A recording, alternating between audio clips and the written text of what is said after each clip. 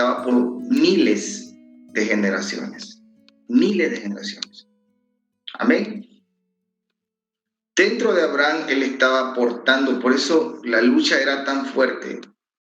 Por eso tú vas a notar que muchas cosas en tu vida van a ser tan fuertes, o muchas cosas en discípulos o en tus hijos van a ser tan fuertes, porque no se trata solo de nosotros, se trata de las generaciones que portamos adentro. El Señor en su gracia, pues hay generaciones físicas y espirituales que portamos. Usted y yo portamos generaciones. Amén. Entonces, Abraham es un hombre que porta dentro de él, porta 1000 generaciones, porta dentro de él. Y Dios lo lleva por un camino que todos conocemos, ¿no? La mayoría de ustedes son líderes y todos conocemos ese camino, ¿sí? Para hacer de él el padre de una gran nación, el padre de la fe, el padre de una nación en lo natural, que es Israel, y el padre de una gran nación en lo espiritual, que somos todos nosotros, por medio de la fe. Entonces, Dios lo lleva a Abraham en un proceso, Dios lo lleva en un camino para hacerlo un padre de una gran nación, tanto en lo físico como en lo espiritual. En lo natural, por medio de Isaac y por medio de Israel, y en lo espiritual, por medio de la fe, a través de nosotros creer en Cristo. Nosotros somos hijos del Señor, pero por la fe también hijos de Abraham, según el libro de Gálatas en el Nuevo Testamento. ¿Ok? Entonces, Dios lo lleva por un proceso que arranca en Ur de los Caldeos. Es un proceso que arranca en Babilonia. Váyame siguiendo. Es un proceso que no arranca con Abraham, sino que arranca con su padre. Si usted lee bien los últimos versículos del capítulo 11 de Génesis, está hablando de el padre de Abraham, ¿sí? Que es Taré. Y habla que Taré es el que sale de Ur de los Caldeos y llegan a Harán, ¿no? Y en Harán es como que algo sucede y Taré no puede terminar, no puede llegar hasta Canaán, que era la meta, ¿no? Entonces empieza el Señor cuando te mira a ti, tiene que pensar que te mira a ti, no empezó solo contigo, empezó con alguien atrás.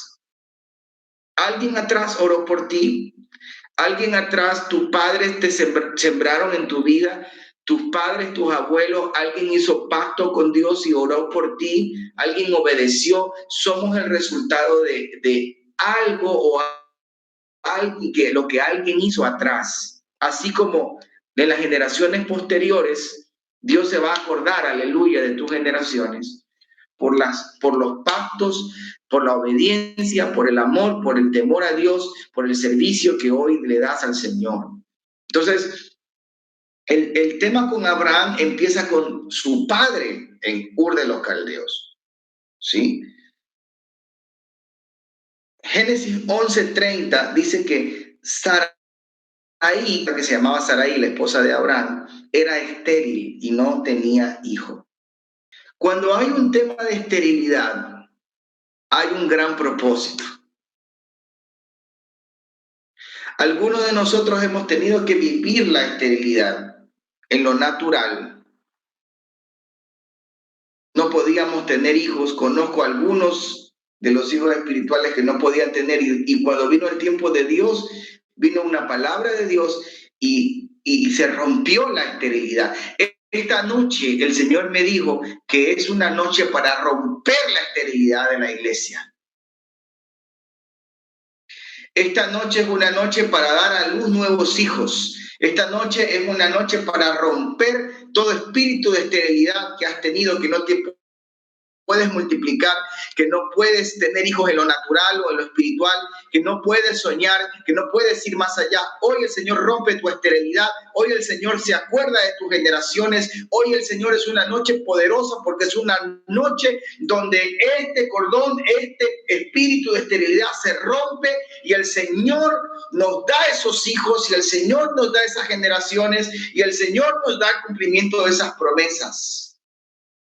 Padre, en el nombre de Jesús, hoy rompemos toda esterilidad. Padre, rompe toda esterilidad, Señor. Hoy se abren matrices espirituales. Hoy se abre, Señor, matrices en lo físico. Hoy, Señor, todo sueño estancado se rompe en el nombre de Jesús. Hoy, Señor, creemos que estos procesos que vivió Abraham son necesarios y aún, Señor, la esterilidad era parte del proceso para ser tratado, pero hoy creemos, Señor, que hay una semilla, que hay una palabra que rompe esa esterilidad en el nombre de Jesús. Entonces, amado, aún la esterilidad era parte del proceso para ser padre de generaciones. Anote eso. Aún la esterilidad es parte del proceso, es una estación, parte del proceso para ser padre de generaciones. Tú que dices, no puedo, no lo haré, no lo conseguiré. La esterilidad aún es parte de ese proceso. Saraí era estéril, luego las generaciones de Abraham pasó lo mismo con Rebeca, pasó lo mismo con Raquel, y de esas generaciones nacieron grandes hombres de Dios, como a lo largo de todo el Antiguo Testamento, con el tema de la esterilidad. Es como que hay una guerra espiritual y donde finalmente Dios es glorificado. Recuerdan, el mismo Juan el Bautista no queda embarazada, no puede tener hijos, Samuel y muchos otros profetas.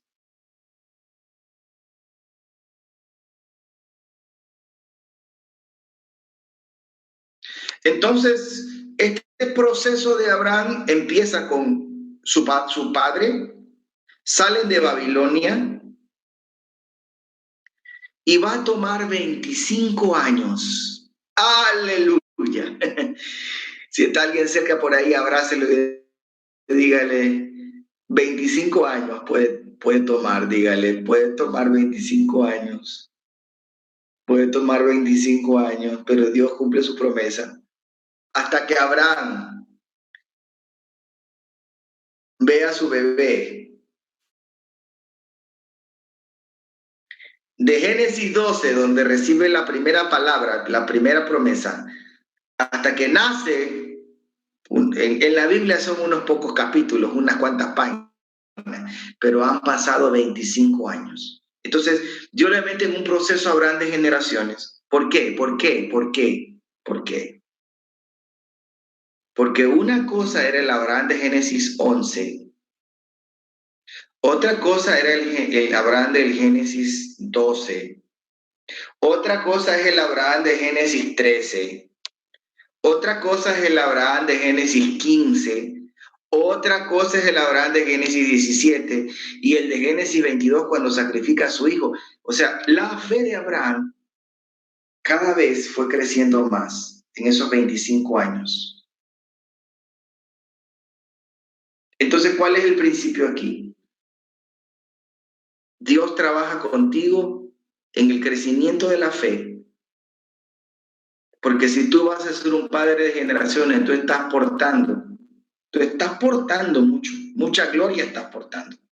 Entonces tú tienes que ser un hombre y una mujer de fe y tu fe va a ir en aumento en cada proceso.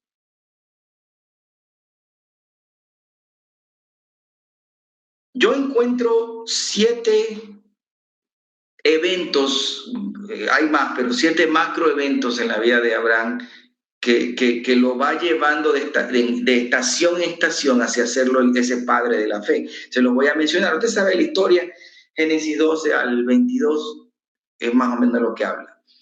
Número 1, la fe para dejar Babilonia.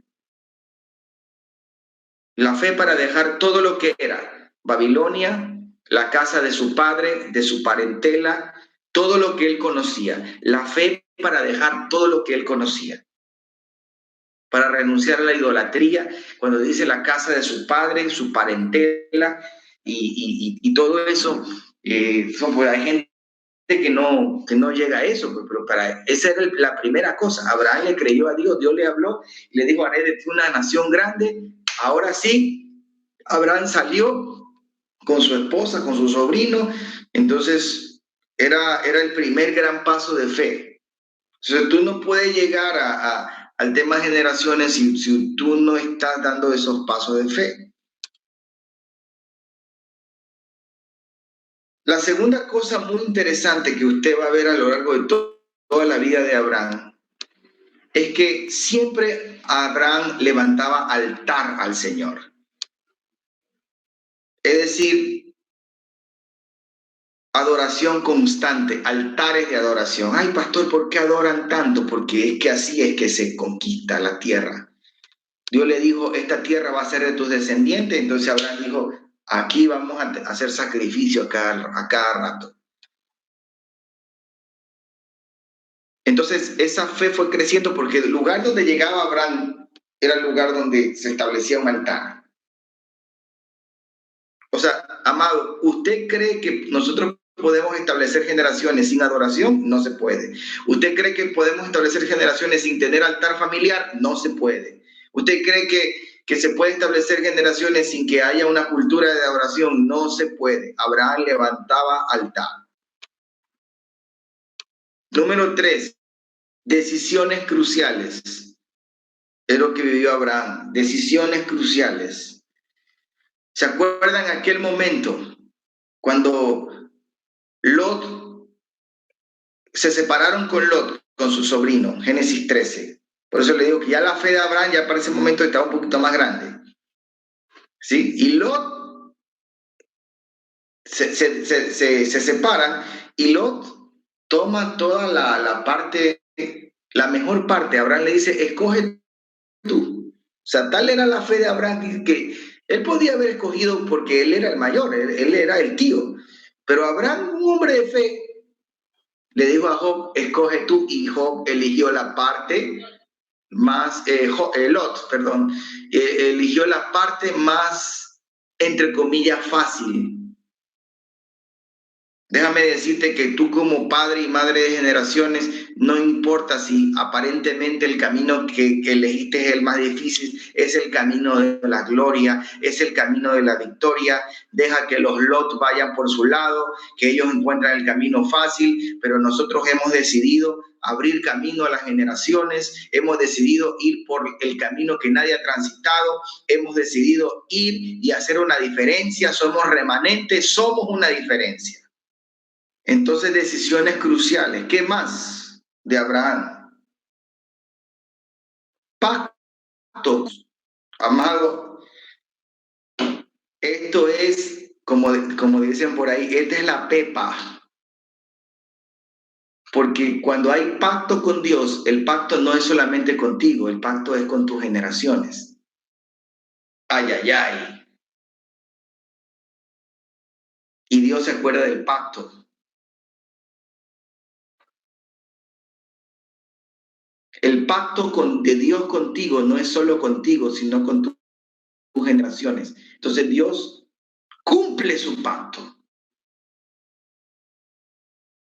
Y yo no sé si de pronto tú tienes 3 hijos, pero aunque sea con uno, Dios lo termina cumpliendo y a través de esa línea genealógica Él cumple su palabra hasta 1000 generaciones.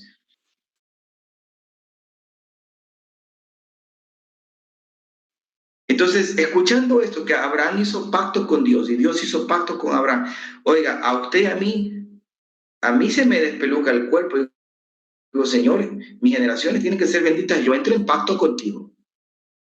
Y el pacto con Dios,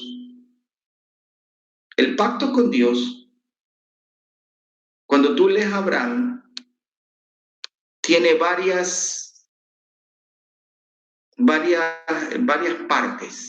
Número 1, cuando viene Melquisedec y le entrega pan y vino, eso es el pacto por medio de la sangre y el pacto por medio del cuerpo de Cristo. Melquisedec, según Hebreos, representaba la línea de Cristo. Número 1, el pacto en la sangre. Amados, si antes en el mundo usted consagraba a sus hijos a la Virgencita, usted consagraba a sus hijos a los diablitos, si antes consagraba a sus hijos al Santito, si le pusieron el nombre de tu nombre, le pusieron por un santo, por una virgen, por la tía, por la bruja, por lo que sea. Ahora nuestras generaciones son del Señor y el diablo no se las roba en el nombre de Jesús. Porque hay padres que hacen pacto con Dios.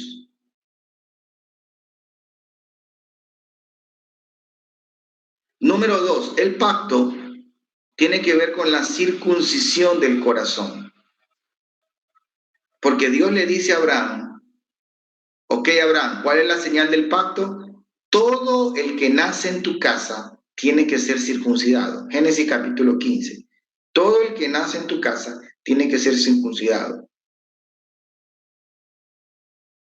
La circuncisión es la señal del pacto. Entonces, en el Nuevo Testamento ahora, pues obviamente no vamos a coger en lo natural los hijos y circuncidarlos y todo, no. Nuestras generaciones tienen que ser circuncidadas por Dios y tienen que nacer del agua y del Espíritu.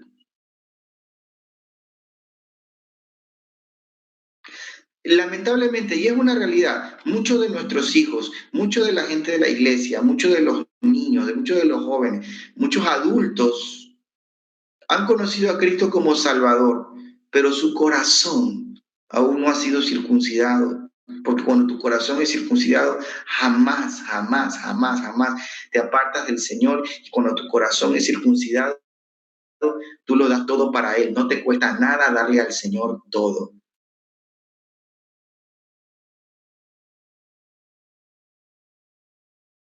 Diga conmigo, hay que circuncidar el corazón de las generaciones. Y una circuncisión duele. Así que con nuestras generaciones, amado, el Señor va a trabajar en procesos dolorosos. El que está al lado suyo, una circuncisión duele. Si usted quiere generaciones de reino, si queremos generaciones de reino, el Señor va a trabajar con procesos de circuncisión dolorosos, pero necesarios. ¿Qué más de Abraham? El pacto, Melquisedec, el pacto con la circuncisión del corazón, el pacto es financiero. Y sí, como que a algunos no les gustó. Dígame amén, dígame amén. Porque dice que Abraham le dio los diezmos de todo al Melquisedec. O sea, el Señor se acuerda de tus ofrendas y de tus diezmos. Nosotros hay ofrendas y diezmos que tienen que ver con nuestras generaciones. De hecho, Hebreos dice que en los lomos de Abraham venía todo Israel y que Abraham,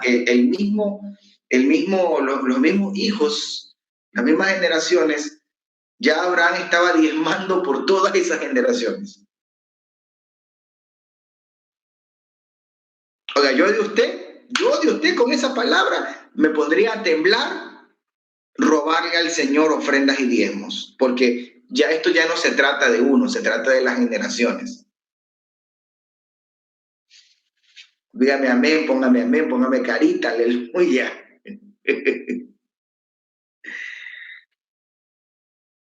Yo estoy seguro que lo que Dios ha hecho en mi vida, en gran parte son por las oraciones, por la fe, por la obediencia y por la siembra financiera de mis padres. ¿Qué más con el pacto? El pacto, dice, Dios le dijo a Abraham, Génesis 15:5, ese sí lo voy a leer porque eso sí está tremendo. Génesis 5:3. Dijo también Abraham, mira que no me has dado prole Y aquí será mi heredero un esclavo nacido en mi casa. Y luego vino a él palabra de Jehová diciendo, no te heredará este, sino un hijo tuyo será el que te heredará. Nosotros no podemos reproducirnos generacionalmente con esclavos, tiene que ser con hijos. Entonces el pacto tiene que ver con la revelación de la paternidad. ¿A quienes tenía que circuncidar Abraham? A los nacidos en su casa. Y Dios le dice, vas a tener hijo y este es el que te va a heredar. Es un hijo el que te va a heredar. No un esclavo de la casa, sino un hijo el que te va a heredar. Repito, esto es para alguien. Alguien me está escuchando esto. Es un hijo el que te va a heredar. No es un esclavo el que te va a heredar. Es un hijo el que te va a heredar. Hemos fundado 3 iglesias, las 2 anteriores dejamos a cargo a personas que no eran hijos nuestros. Y ahí los resultados son muy diferentes cuando se trabaja con hijos y cuando se trabaja con gente que no es hija. Yo me he determinado, ya llevamos algunos años, en invertir, sí, mi vida en todo el que quiera, pero sobre todo en hijos, porque la herencia es para los hijos. Y donde yo voy a llegar más lejos es con los hijos.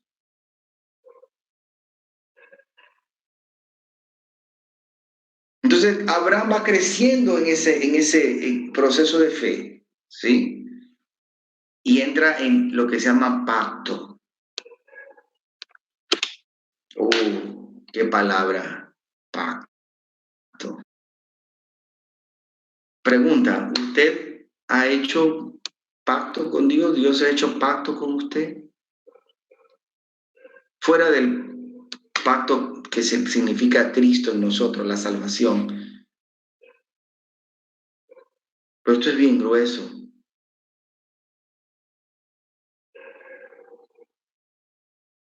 Mire que la descendencia de Abraham hace lo mismo. Isaac entra en pacto con Dios. Jacob dijo, Señor, si me bendijeres donde quiera que fuera y volviera a este lugar a mis padres en paz, Señor, tú serás mi Dios, el diezmo apartaré para ti. Y eso cumplió, él entró en pacto.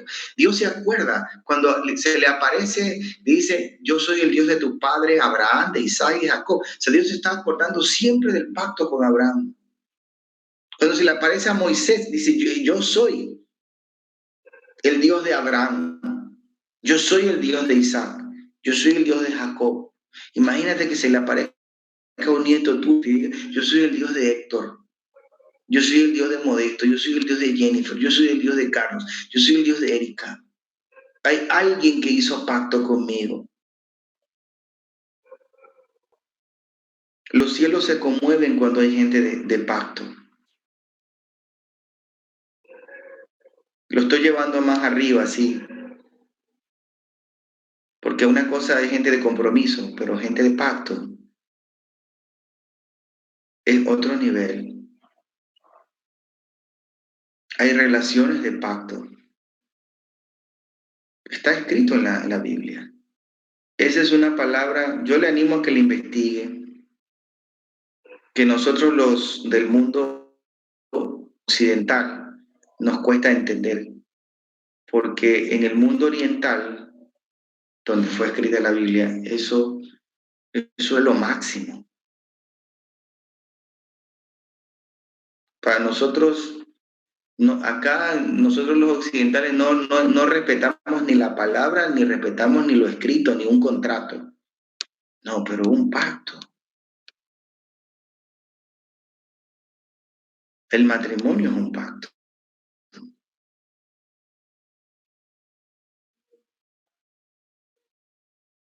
Que Dios haga pacto con uno es Dios diciendo, yo quiero tus generaciones.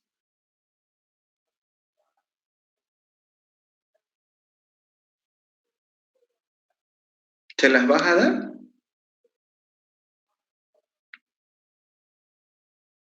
¿O quiere que sean de la reina del cielo? ¿O que sean de no sé quién?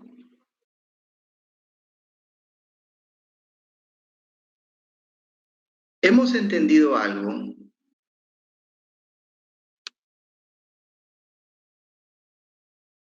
en los últimos años, cuando hablamos de generaciones. Amado, el reino de Dios, para poder establecerlo bien, se necesitan de 4 generaciones mínimo. 4.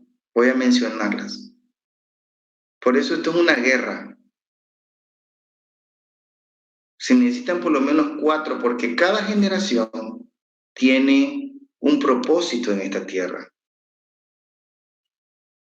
Se necesitan por lo menos 4. Número 1, generación de Abraham. ¿Cuáles son los Abraham? Son los pioneros. Son los primeros que conocieron al Señor, los pioneros en ministerio. Son los pioneros en hacer todas estas cosas, el pacto, salir de Babilonia, tomar decisiones, hacer pacto con Dios, sembrar en las generaciones. Son los pioneros en fe y obediencia.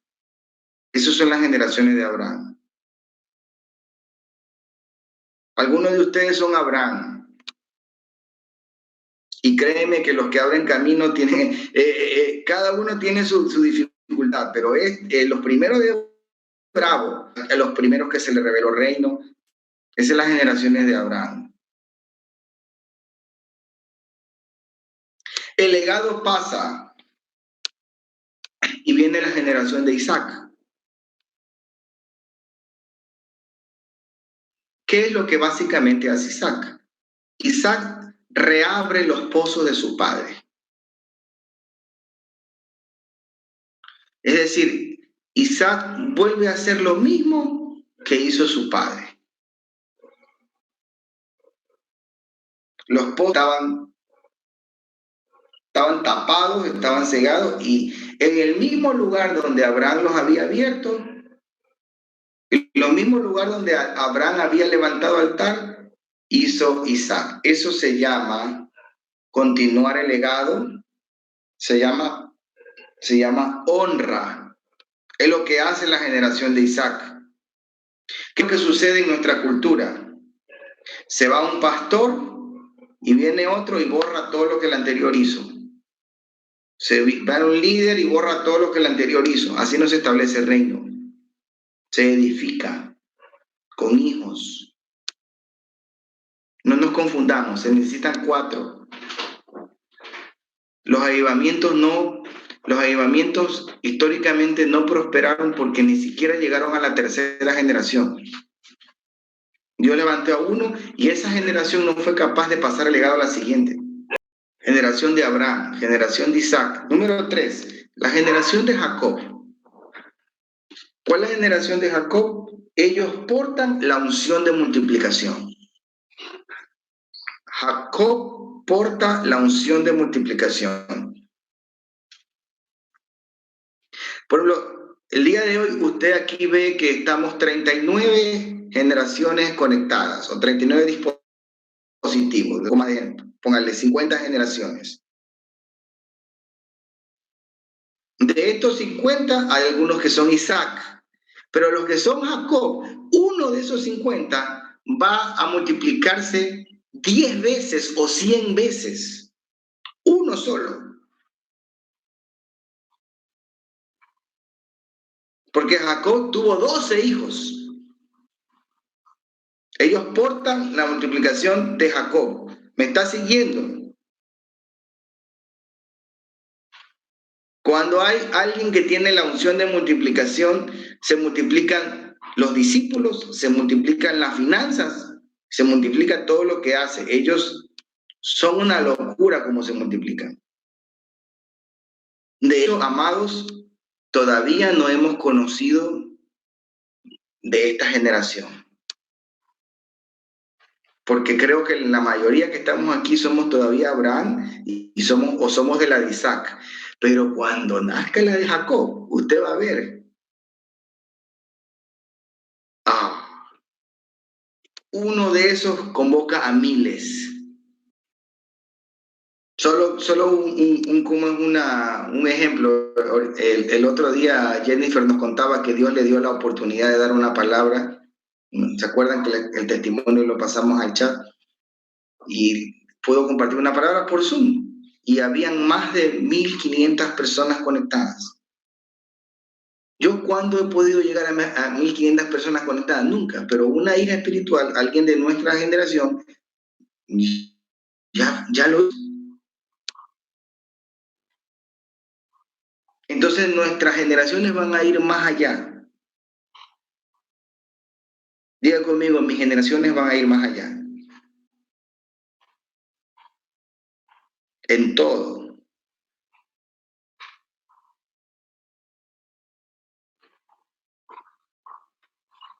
Jacob porta la unción de multiplicación. Y viene la de José, generación de José, que porta la unción de gobierno. La generación de José porta la unción de gobierno a las naciones. Esos bebecitos, lo veo ahí a Santiago con su bebé en los brazos, Alfonsito con su bebé en los brazos, esos bebecitos de 2, 3 años que andan por ahí, esos son.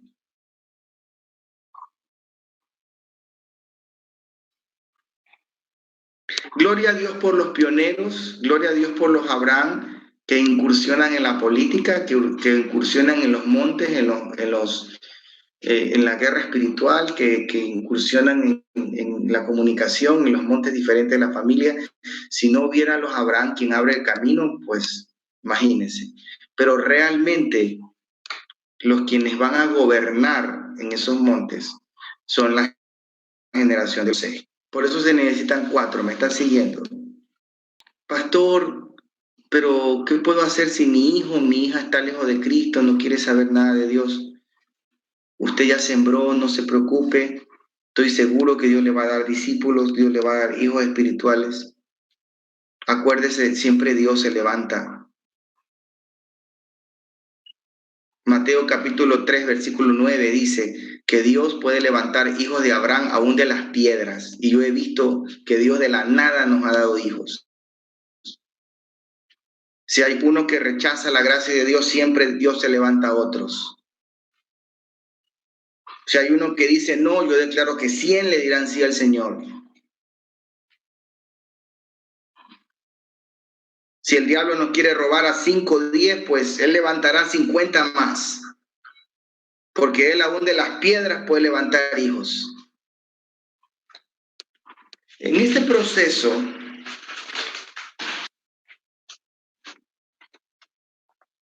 agárrese bien lo que viene. De Abraham,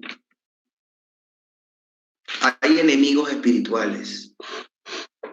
Hay enemigos que Abraham tuvo que enfrentar. Y yo encuentro en la vida de Abraham 3 grandes enemigos. Número 1, Egipto. ¿Se acuerda que Abraham dice que hubo hambre en la tierra y descendió a Egipto? Y no era el plan de Dios que descienda a Egipto. Eso es cuando te desenfocas por lo material, por estudios, por el hambre en la tierra, por la crisis, por la necesidad, te desenfocas de tu llamado a las generaciones. Pierdes años, pierdes tiempo. Ahí se los agarra facilito el diablo en Egipto, con el engaño. Ya hemos hablado de eso de Egipto antes. Más trabajo. No es que me meto a estudiar y para ganar más, deja botado a los hijos. Deja botado tu llamamiento. Dice que había hambre en la tierra y Abraham a causa de... Oiga, si Abraham era rico, no necesitaba, dice que era rico. ¿Quién necesitaba? Pero hubo hambre en la tierra. O sea, el tema del hambre y la crisis, no crea que es de ahora, es de toda la vida. En la Biblia hay como 20 o más momentos que dice que hubo hambre, que hubo sequía. Así que toda la vida ha habido. Y este hombre de fe, si ve que no había llegado a otro nivel, este hombre de fe se cogió y se agarró para Egipto. O sea, él tenía que permanecer en Canaán. Cogió y se agarró para Egipto para otro lado. Cuando Dios te ha dicho, yo te voy a prosperar en esa ciudad, yo te voy a prosperar en ese trabajo, yo te voy a prosperar, no te muevas de ahí. ¿Qué haces tú yendo de Egipto? ¿Por qué? Por el hambre. El segundo enemigo que veo en Abraham son el sobrino Lot. Ay, los sobrinos son un problema. A ver, pastor, explíqueme bien, porque yo quiero y amo a mis sobrinos. Sí, sí, pero hablo en lo espiritual. Los sobrinos son un problema. ¿Cuáles son los sobrinos? Es la gente que te chupa, que te desenfoca, que te hace perder el tiempo, que no son hijos, son sobrinos. Ah, usted sabe a quiénes me refiero, ¿no? Esa gente que es inmadura y que no te deja avanzar y que te agota. Y por último, cuando más lo necesitas, te dicen, yo me voy, como Lot, yo me voy. Te deja botar el ministerio, te deja botar la iglesia, te deja botar todo. El que es hijo nunca se va, amados. Los que se van son los sobrinos. Los sobrinos son esos que se en problemas. Lot se metió en problemas, fue a dar a Sodoma y Gomorra, ¿se acuerda? Y Abraham tuvo que ir a pelear tremenda guerra por el sobrino. Se meten en un lío tras otro y hay que sacarlos y te me está siguiendo. Dígale que está al lado suyo. Yo prefiero tener hijos a sobrinos, dígale. Te deja botado todo, el sobrino quiere lo de él, ¿no? Pues Abraham le dice no, pues yo me cojo la mejor parte, pues no. Ese es el espíritu del sobrino, que no tiene honra. Entonces tienes a Egipto, tienes a los sobrinos. Y número 3, apresurarse a los tiempos de Dios. Agar e Ismael. Los que conocen la historia saben a qué me refiero. Cuando le queremos dar esas ayudadas a Dios. Dios le había dicho a Abraham, oiga, ya le había dicho a Abraham, es a través de Sara. Es a través de Sara. Pero estos genios, la misma Sara le dijo, ya usted sabe, llégate a la sierva y el otro bien mandado, ¿no? Nació Ismael, pero no era por ahí. ¿Cuántos dolores de cabeza ese Ismael? Entonces, apresurarse a los tiempos de Dios puede ser terrible. Mire, Dios lo que necesita es a uno solo. Para hacer una gran nación necesita uno. Aquí estamos casi 40 dispositivos y no sé, esas 50 personas. Cuando era uno solo, dice, lo llamé, lo bendije y lo multipliqué. Escúcheme, esto va con todo mi amor, pero con filo cortante para los que son un poquito más nuevos. Dice la Biblia que Dios lo llamó, lo bendijo y lo multiplicó. Tú quieres bendición y quieres multiplicación. No existe bendición y multiplicación sin antes haber respondido el llamado de Dios. Dice que el orden es que Dios lo llamó, Dios lo bendijo y Dios lo multiplicó. Hay gente que quiere ser bendecida, pero sin antes pasar por el llamado. Iba a decir a los más nuevos que los nuevos creen que la bendición es así de gratis y la multiplicación es así de gratis. No, anote estas cosas rápido. ¿Cómo levantamos generaciones? Número 1, es imposible levantar generaciones sin un llamado a levantar generaciones. Usted tiene que tener un llamado a eso. Número 2, necesita un corazón de padre, un corazón dado por Dios del Padre. Sí, ya he hablado de eso. Hay gente que no en la paternidad espiritual, pero nosotros creemos y trabajamos con eso porque Dios pone en nosotros el ser instrumentos para ser entrenadores, padres, guías de otros. ¿Cómo levantamos generaciones? Número 3, hay que cuidarlos, alimentarlos, sostenerlos, levantarlos. Muchos de ellos van a fallar, hay que levantarlos. Muchos de ellos van a tropezar, hay que sostenerlos. Número 4, hay que trabajar con el sistema educativo. Esto es clave. Esto es clave, porque usted sabe las leyes que se están aprobando, hacia dónde va el mundo, y la educación tiene que volver a casa. Tenemos que establecer una cultura de reino. La cultura del reino en verdad y justicia, en amor, en adoración, en dar y en servicio. Nuestros hijos tienen que ver que para nosotros Dios es lo primero.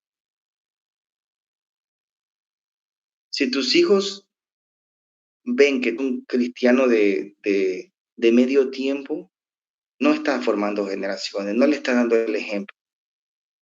Hay que establecer una cultura del reino. Ellos de pequeños tienen que ver que para ti Dios es lo más importante.